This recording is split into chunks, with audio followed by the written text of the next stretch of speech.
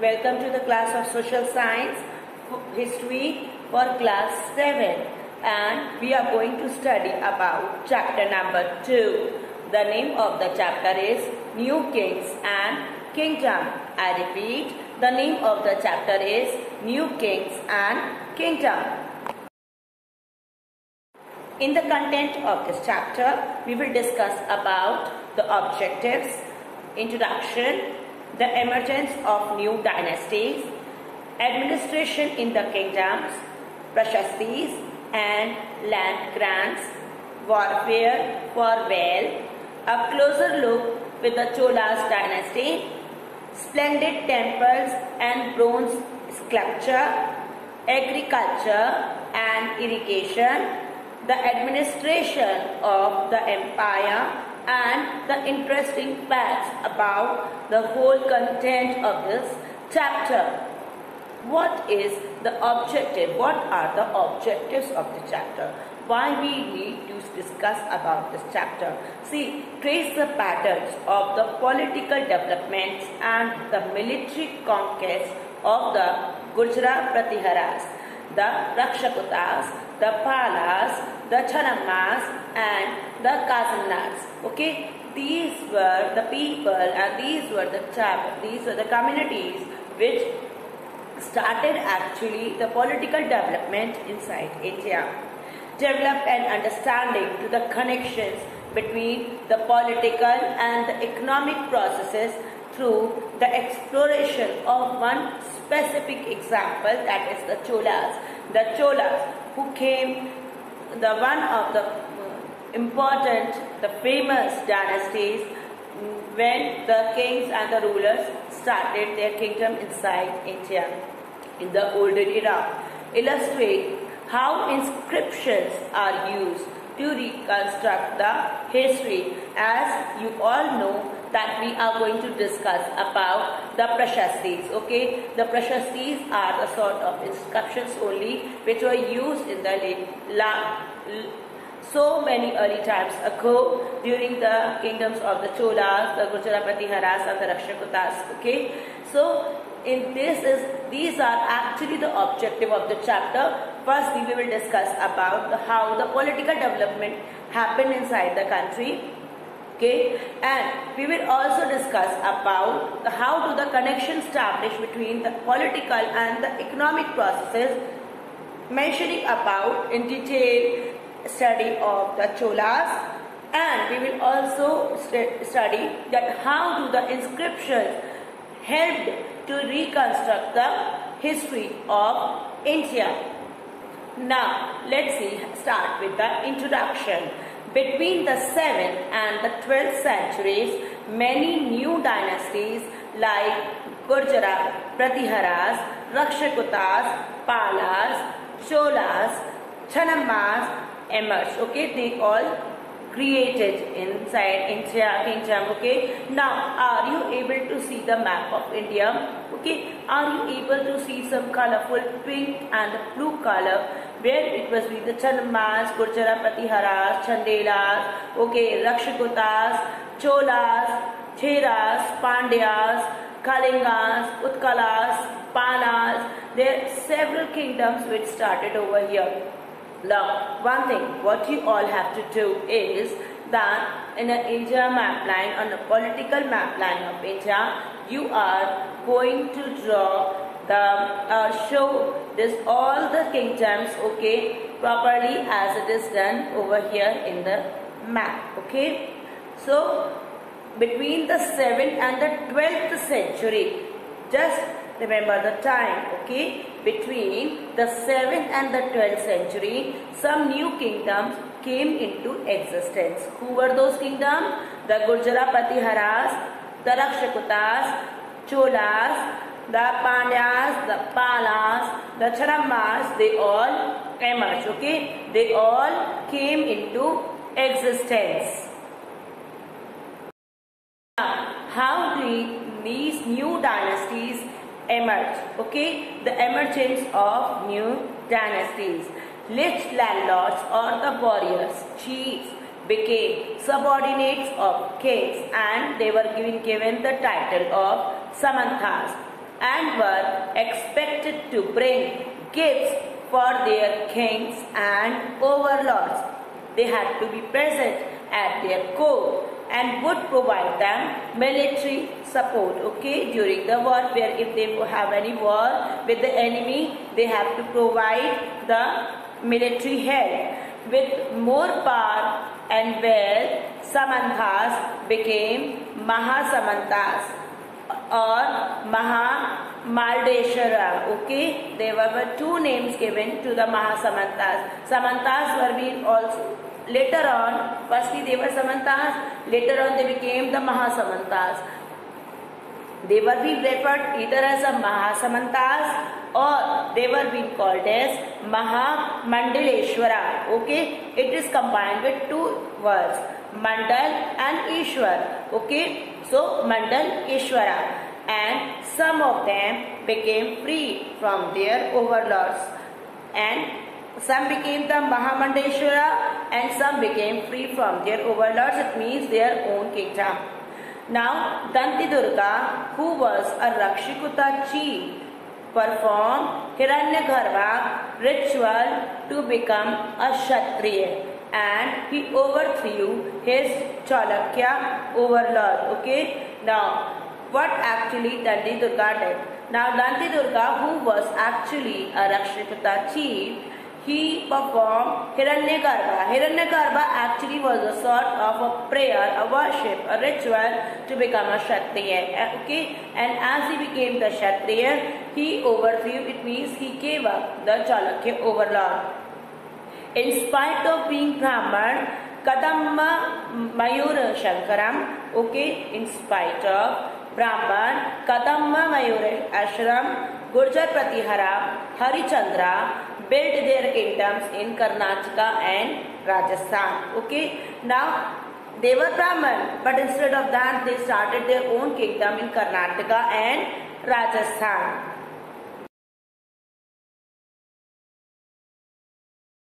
Now, what happened with the administration of these kingdoms? So, in this kingdom, the administration was very quite different. Kings shared their administrative powers with Samantas. Okay, kings shared their administrative power with Samantas. Brahmans, okay, traders, and association of the peasants. Association of the peasants means that a group or the leader of the union of the farmers, peasants, cattle keepers, artisans, those who used to make the pots, okay, and they used to paint it, and all those who produced something had to pay taxes or rents, and traders had to pay revenue. Revenue actually was a sort of a tax which was being given to the king.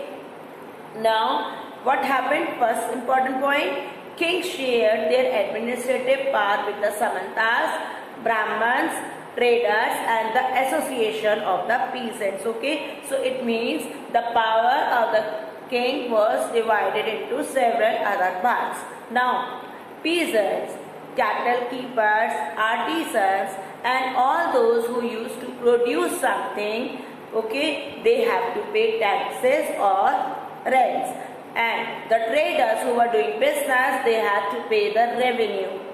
Under the Chola dynasty, there were 400 different types of taxes, from which Veti, it means forced labor, and Kadamai, it means the land revenue, were the most common. Okay, forced labor, what does it mean? See, I'm just giving you an example. I am a person, okay, I am doing a work at some place as a laborer. Now over there I had taken some amount from them, but I was unable to pay them back. Now at that time I died. Okay, now I am having a family at my back. I am having a son with me. Now he is being told to do the work for my lords, okay, under whom I was doing the work. Why? Because as I have taken the money, I was unable to pay and I died. So at that time he was being forced to do the labor for them and give the rest amount of money, whatever is pending, okay, whatever they have not received. So Betty was a forced labor, where he does actually, son don't want to do any sort of labor, my son don't want to do any labor, but the lords are saying to do. Kadamai actually was a land revenue and a land tax. Okay, now the reasons of collecting tax were to fulfill the finance of the king's establishment, to build temples and forts, and to fight for wars. Okay, so for all these things they were collecting taxes from the normal public. The high positions at kingdoms, including the army, were appointed either by heredity or through influential families. Now, in the kingdoms, what has been happening? In the kingdoms, the people who are coming from sea. For example, my great grandfather was a government officer. Okay, he was under the kingdoms. Okay, now after that, my grandfather, he became in the same position of my great grandfather. After that, my father, he also occupied the same position as my grandfather expired. Now say this is called hereditary chart. Now my brother had occupied the place, so this is called the heredity. Okay, now, or it may happen that through the influential families, okay, you can adopt or you can be made through the inspiring people, okay, the people or the families who really have inspired others, motivated others to do good things. From their families, the people were being taken and given the high position. So overall, the kingdoms in these administration in these kingdoms were being divided. That firstly, the administrative powers were being divided, okay, and peasants and other the people who used to create something, produce something, they have to pay taxes, and the traders were being told to pay revenue. Now, why these taxes were being collected? These taxes were being collected to fulfill the finance needs, okay, to build temples and forts, and also use the money for wars. Okay, now here under the Chola dynasty, there were 400 different types of taxes, which were including Veti, which was a forced labor, and Kadamai, which was said as a land revenue. These two were the most common taxes the people were giving. Okay, now the high position in the kingdoms either were being given according to the heredity or through the influential families. Now, are you able to see this image?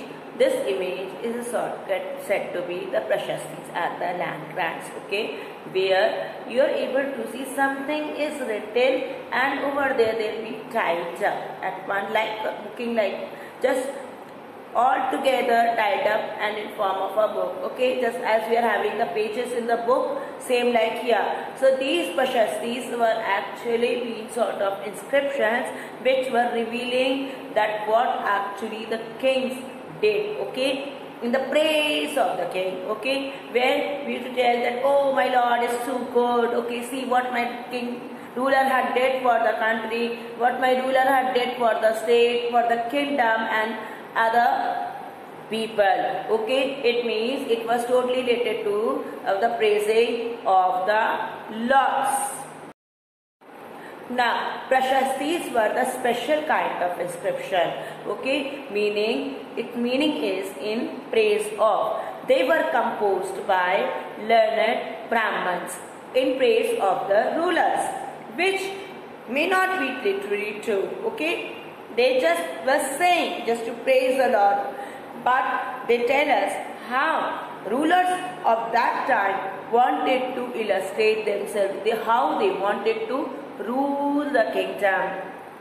If the kings liked the prashastis, they gave land as a gift to the Brahmins, which records of it on copper plates, okay. If they liked the prashasti, when these prashastis were being listened in the court by the king, if he really liked it, the rulers used to give the Brahmins a piece of land, and this all were being recorded on a copper plate. Kalhansa was a famous writer who wrote a long Sanskrit poem, Raj Tarangini, the river of kings, on kings of Kashmir by using variety of sources such as inscriptions, documents, eyewitness accounts and earlier stories.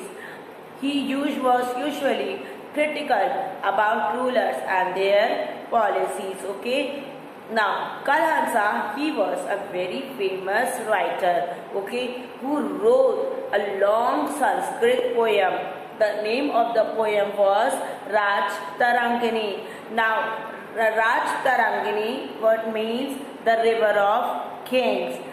In this, he had mentioned about the kings of Kashmir, okay, where he had used so many sources to mention about the kings or the rulers of the Kashmir. What he used?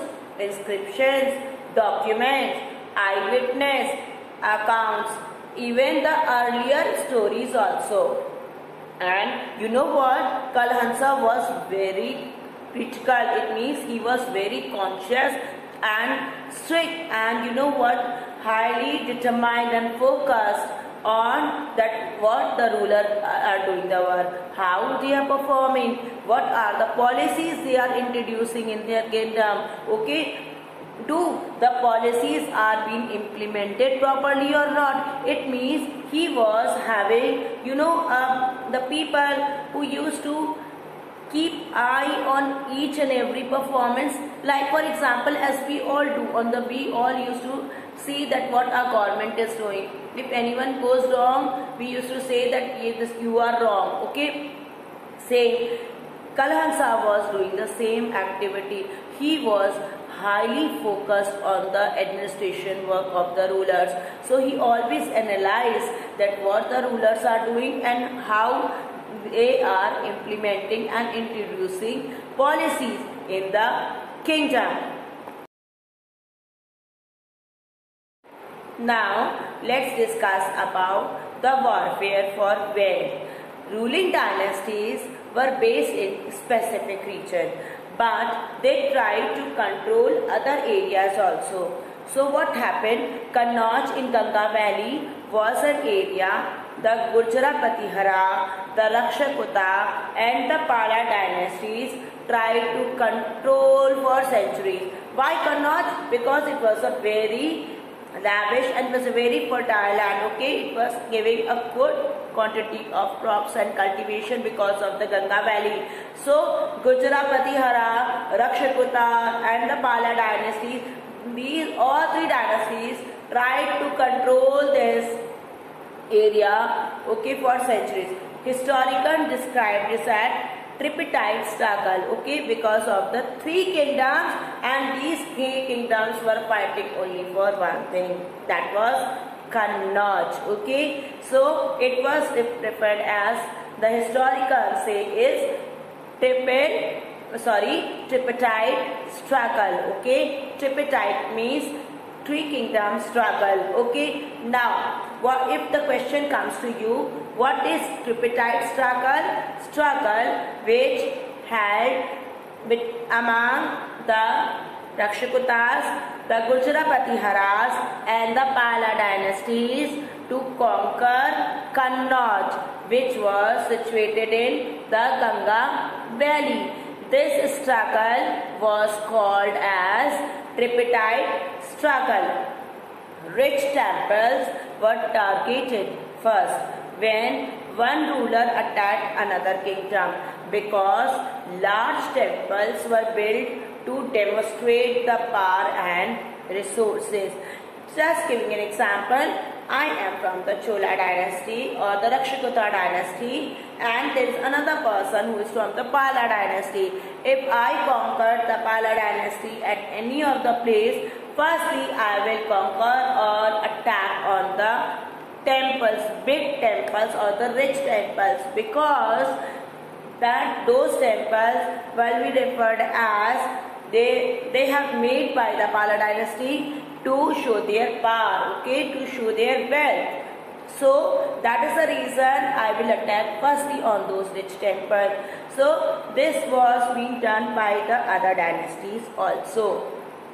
Sultan Muhammad Ghazni from Afghanistan ruled for 33 years and extended his control over the parts of Central Asia, Iran and northwestern part of the subcontinent. His main strategy was to attack and loot wealthy temples like the Somnath temple in Gujarat. Okay, so what actually Ghazni used to do? He used to conquer the too much wealthy temples, okay, like Somnath temple in Gujarat, and used to take all away the wealth and the resources from there. So Muhammad Ghazni was actually from Afghanistan, who ruled for 33 years and extended his empire in the Central Asia, Iran, northwestern part of the subcontinent, and he conquered all so many places by one policy, what that he always attacked and looted the wealthy temples. Okay, for example, in India we have the one important temple that is said to be the Somnath temple, or in Gujarat. Now, do you know Muhammad Ghazni or Mahmud Ghazni used to use all his wealth to build his splendid city of Ghazni, but he also wanted to know more about, okay, now here what actually means. He was not only interested in conquering more and more places, okay, and to expand his empire, but he was also interested in to know more and more people who exist in this world, okay, and the people especially whom he is conquering. And so he appointed a scholar named Al-Biruni to write an account of the subcontinent, okay. Whatever the places he conquered, the areas he conquered, he appointed Al-Biruni to write all the facts of these places whoever he conquered. His book, the Kitab al-Hind, okay, the name of the book was Kitab al-Hind, is regarded as one of the foremost sources of the history of India, from where we get main facts about how did the Indian rulers and the new kings and the kingdoms came into existence. And this book was written by Al-Biruni, who was a scholar, and he was being appointed by Muhammad Ghazni. Now, the Chanamas, later on known as the Chauhans, ruled in area around Ajmer and Delhi and tried to extend their rules, but were defeated by the eastern Chalukyas of Gujarat and the Kadavalas of western Uttar Pradesh. Okay, so the Chanamas, who was later on as Chauhans, they tried to expand their ruler from Ajmer and Delhi, but they were being stopped over there because they were being defeated from the Gujarat side, the east Chalukyas of Gujarat, they defeated them, and the Kadavalas of the western Uttar Pradesh, they also defeated them. Their greatest ruler was Prithviraj Chauhan II, who defeated actually the Afghan Muhammad Ghori. Okay, Muhammad Ghori in 1191, but lost to him in 1192. Okay, Prithviraj Chauhan II, who was a very high prominent ruler of the Chauhan dynasty, or you can say the Chanmahas dynasty. Okay, he defeated Muhammad Ghori in 1191, but just after 1 year, as again Muhammad Ghori attacked on him and his kingdom, they all were defeated. Now let's discuss about closer look of the Cholas dynasty from Uriyar to Tejambar. Okay, now this is the land, I can say the places from Uriyar to Tejambar, that the whole part was being covered under or was coming under the Cholas. Vijayala, one of the Cholas from Uriyar, captured the Kaveri Delta, which was under control of the Muttayar. Muttayar was said to be the subordinate to the Pallava king of Kanchipuram. Okay. Now, you know what? Vijayala, who was one of the Cholas from the Uriyar, captured the Kaveri Delta, which was under the control of Muttayar. Muttayar was actually the subordinate of the Pallavas king of Kanchipuram. In the middle of the 9th century, he built the town Tejambar and the temple for goddess Nishubhadrashini there. Okay. Now, Nishubhadrashini was a goddess who was referred as a goddess for power, strength. Okay. So, he built that temple and placed the goddess. His successors extended the empire and included the regions under the Pallavas and the Pandyas too. So, his successors, it means from his family after his death, his grandchildren, his son, they all extended the empire and mostly they conquered the region under who was coming under the Pallavas and also the Pandyas. So here, firstly in the introduction, the Cholas, they started from Uriyar to Tejambar. Now, Vijayala, who was one of the prominent king of the Cholas, from Uriyar captured the Kaveri Delta, which was coming under the Muttayar, who was actually the subordinate of the Pallavas king in Kanchipuram. Okay, and over here he built up a temple and placed the goddess. And his successors extended the empire and captured more regions which were coming under the Pallavas and the Pandyas.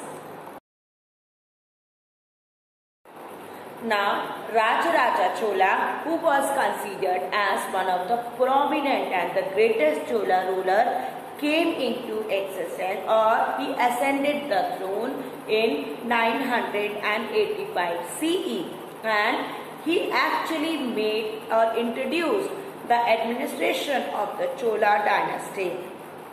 Rajaraja's sons Rajendra I continued his father's policies and extended the empire up to the Ganga Valley, Sri Lanka and Southeast Asia. Okay, so Rajaraja Chola was one of the greatest prominent ruler of the Chola dynasty.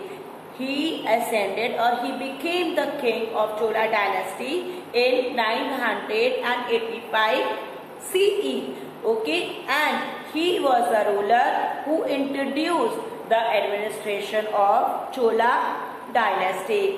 His son, Rajaraja's son, Rajendra I, continued the policies of his father and extended the empire of the Chola dynasty. And to the extended to what places? He extended up to the Ganga Valley, Sri Lanka and also to the Southeast Asia. So over here we came to know about two important rulers of the Chola dynasty. One was Rajaraja, okay, Chola, who was the main ruler. Now, after that, another ruler that came as more powerful and as same good ruler of the Chola dynasty, that was Rajendra I.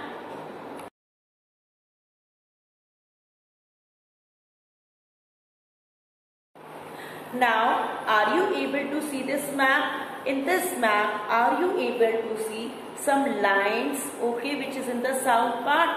From here till the last, it was the Chola dynasty, okay. So over here, all the portion was being covered by the Chola dynasty.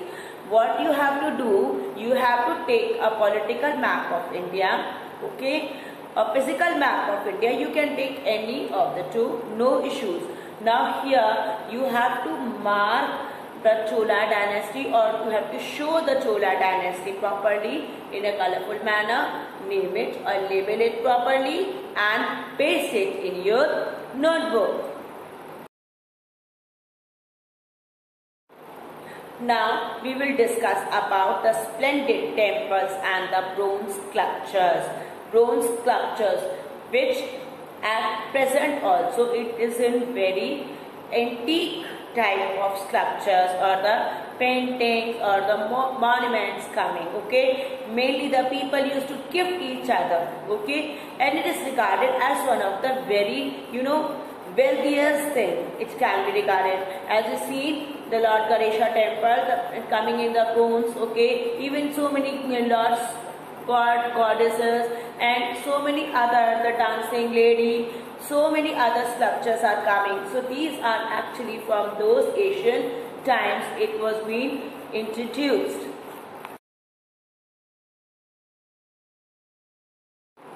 Now comes to the splendid temples and the bronze sculptures. The splendid temples at Thajambar, Gango Kondala Kanchuram, built by Rajaraja. Okay, I repeat the word. The splendid temples at Thajambar and Gange Kond Kalchalpuram, built by Rajaraja. You are not going to learn these words, okay? Okay, unnecessary. Don't waste up your time. Clear? Just learn that what are the monuments or who actually built the splendid temples. You will simply write the answer Rajaraja and Rajendra, one of the Chola dynasty. Okay, they were being built by Rajaraja and Rajendra I are the architectural marvels of medieval India. The temples under the Cholas were the nuclei of the villages. Nuclei means the center of the villages, okay, the center of crafts, and were well endowed with land from the kings and other rich people.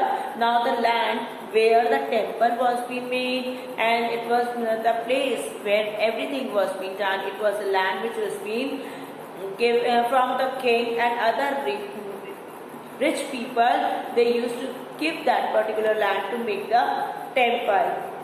The produce of the land helped to maintain the people working in the temple, such as priests, garland makers, sweepers, cooks, musicians, dancers, etc. Okay, so whatever is being cultivated in that land or nearby the temple area, whatever is being produced, any crops or vegetation or flowers, they all used to help them maintain the people, okay, for their livelihood. Priests, the garland makers, sweepers, cooks, musicians and dancers. The bronze art sculpture that was born in Chola temples is considered as to be the finest bronze work in the world. The way they made the sculptures of the bronze, the work, okay, the minute and the tiny work that they did, was so fine and so good that it regarded as the finest bronze work in the world. Now coming to the agriculture and the irrigation in the Chola dynasty, the Kaveri breaks into many channels before emptying itself in the Bay of Bengal. Emptying means that river Kaveri flows down and go and mixes with the Bay of Bengal. These branches were flooded by rains and they deposit fertile soil on the banks, which in turn help the agriculture in this region. You all know very well, when the river banks is having a fertile soil, that fertile soil will help us for the irrigation purpose. Now same here it happened with the Kaveri bank. The Kaveri river, before getting mixed with Bay of Bengal, all the river banks was being carried out with a fertile soil, okay, and especially when these branches were being flooded during the rainfall time, okay, and which all helped for the agriculture purpose. By the 5th and the 6th century, large scale cultivation started in the Kaveri valley as forests were cleared and leveled for creating more cultivated land, okay. Now what happened? In the 5th and the 6th century, the forests were cleared and that particular land was being used only for agriculture purpose. Now as those land were being used for the agriculture purpose, what happened? More and more huge quantity of production or cultivation was done. In the delta region, embankments were built to prevent flooding and canals were constructed to carry water to the field. Now in the delta region where Kaveri, Krishna and Godavari, they were all mixing, okay, at those regions some embankments were built, okay, by which at least it should not go in the living area of other people, where the peoples are living, okay, which is to prevent the flooding. And canals were also being made by which some portion of the water should be given for the fields, okay. Artificial irrigation took place with the construction of wells and water tanks. During the reign of Chola dynasty, artificial irrigation was also introduced, where the people were collecting the water or river water in the wells and the water tanks, and they were using that water later on for their irrigation purposes.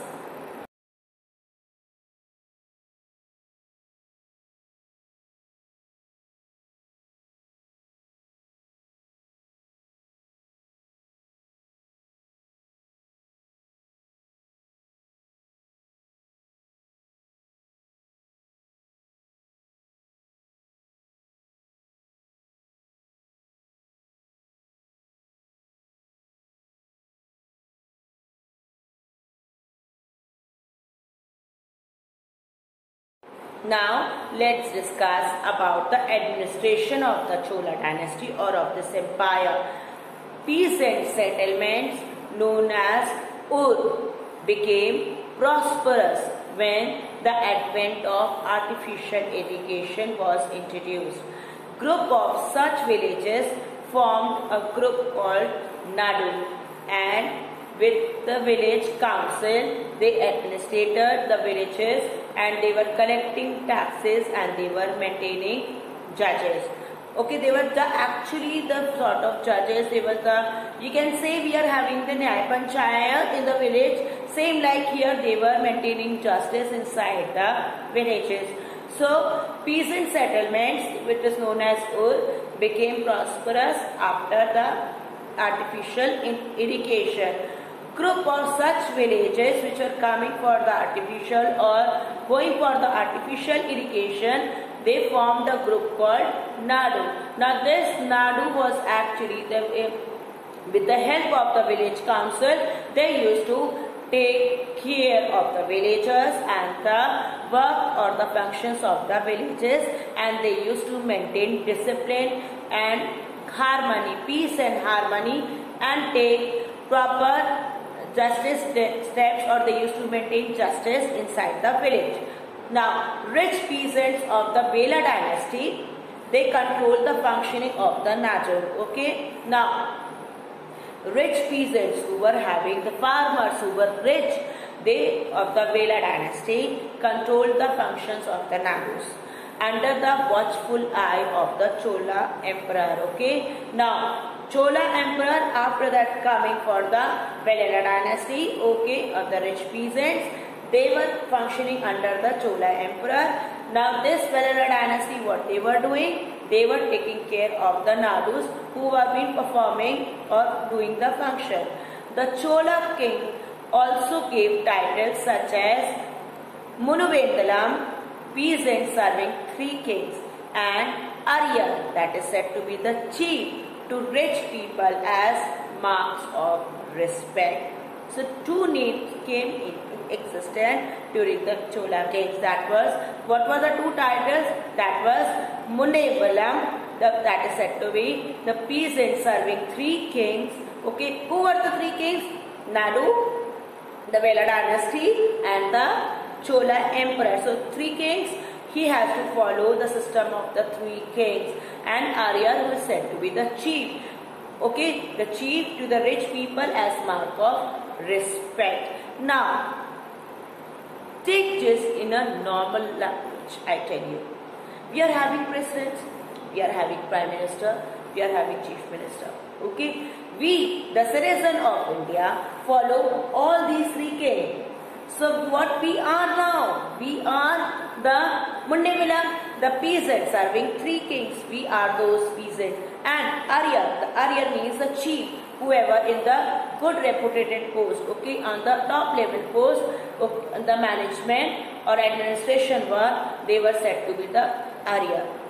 Now, the Brahmins were given land grants known as Brahmadeya, which resulted in more and more Brahmins settling in the Kaveri Valley. Okay, so the Brahmins were given the land grants. Okay, as you all know, I told you all that the Brahmins used to write something good in form of prashasti, and they used to read those things in front of the king, and if the king liked it, they used to give him as a piece of land in form of their reward. Okay, that those were said to be the land grants, okay, which are said to be the Brahmadeya, which resulted in more and more Brahmins settling in the Kaveri Valley. Now, each Brahmadeya was looked after by a Sabha or assembly of Brahman landlords, and they were highly efficient. The traders association were called Nagarams. Okay, they were said to be the Nagarams, also held in town administration. Inscription in Uttamerur in Chilikput district of Tamil Nadu shows how Sabhas function and the committees that look after irrigation works, gardens, temples, etc. Members of these committees were chosen by lottery. Now, what do you mean by lottery? Number of the slaves by different people named kept in a box, and they used to shuffle and mix, and after that used to take out one particular name. Okay, the number, the name, whoever is coming is going to be the member of the committee. Now, in this whole administration work, the Brahmadeya, they were being looked after a Sabha or a committee or a assembly of the Brahmins. Okay. Now, Traders Association, they were called the Nagarams. Now, inscription in the Uttamerur in the Chilikput district of Tamil Nadu, they all shows that how do the Sabhas of the Chola dynasty function, okay, and how do the committees look and take care of the functions of irrigation, gardens, temples, etc. And now, the committee members are being selected by one procedure that was said to be they were be all chosen by the help of a lottery. Okay, the lottery system was there by which the members of this committee who were being taking the care or looking after the work of irrigation, gardens, temples were selected by the help of the lottery. Now, let's discuss about the interesting facts. The inscriptions of the Cholas who ruled in Tamil Nadu suggest that their kingdom used more than 400 tons of different kinds of taxes. It was very strange. Doesn't it seem so? 400 kinds of taxes. Oh my God. Now, Cholas were the most civilized race in the south of the Indian subcontinent. Third point. The time of the Gupta Empire is often called the Golden Age of India.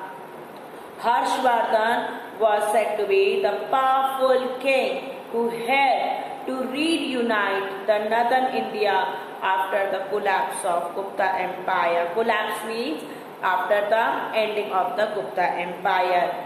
One of the biggest and the most impressive rock temple complexes in the world, the Ellora Caves, were built between the 5th and the 10th century CE, and they are the World Heritage Site. Still, we all know, and it's very famous, the Ajanta and the Ellora Caves. They were being built during the 5th and the 10th centuries of CE.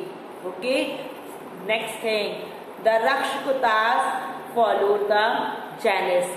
The Rakshakatas, they followed the Jainism.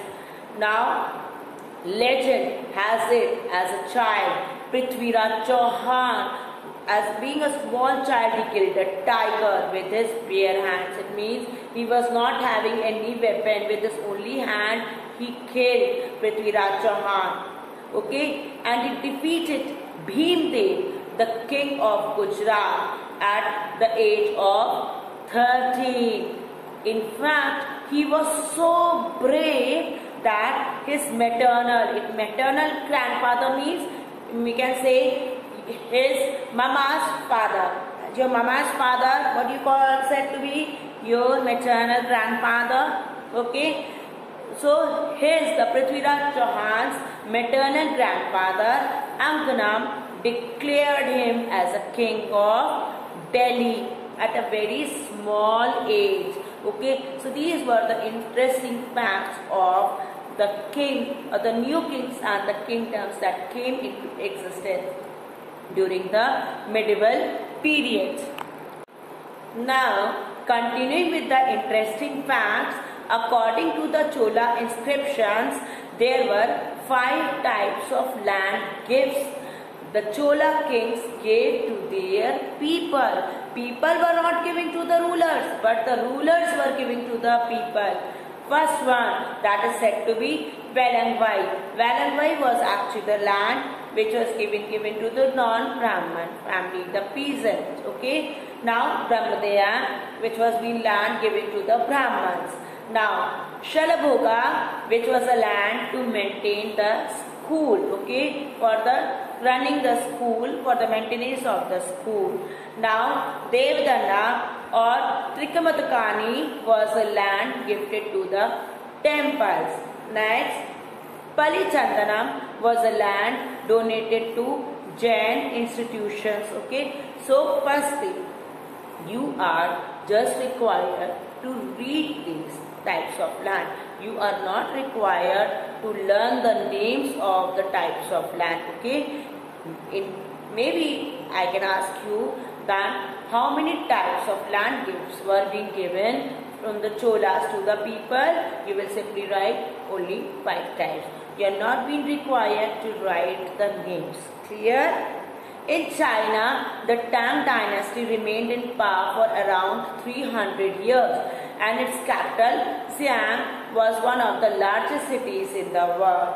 Okay, the Great King Chola temples, a UNESCO World Heritage Site, are a group of 3 major Hindu covils located in South India. And you know, there are 3 important, the great living Cholas temples of the Chola dynasty. They are coming under the UNESCO World Heritage. Okay, and they are a group of 3 major Hindu covils located in South India. So this was actually the whole chapter and many of the interesting facts of the new kings and kingdoms.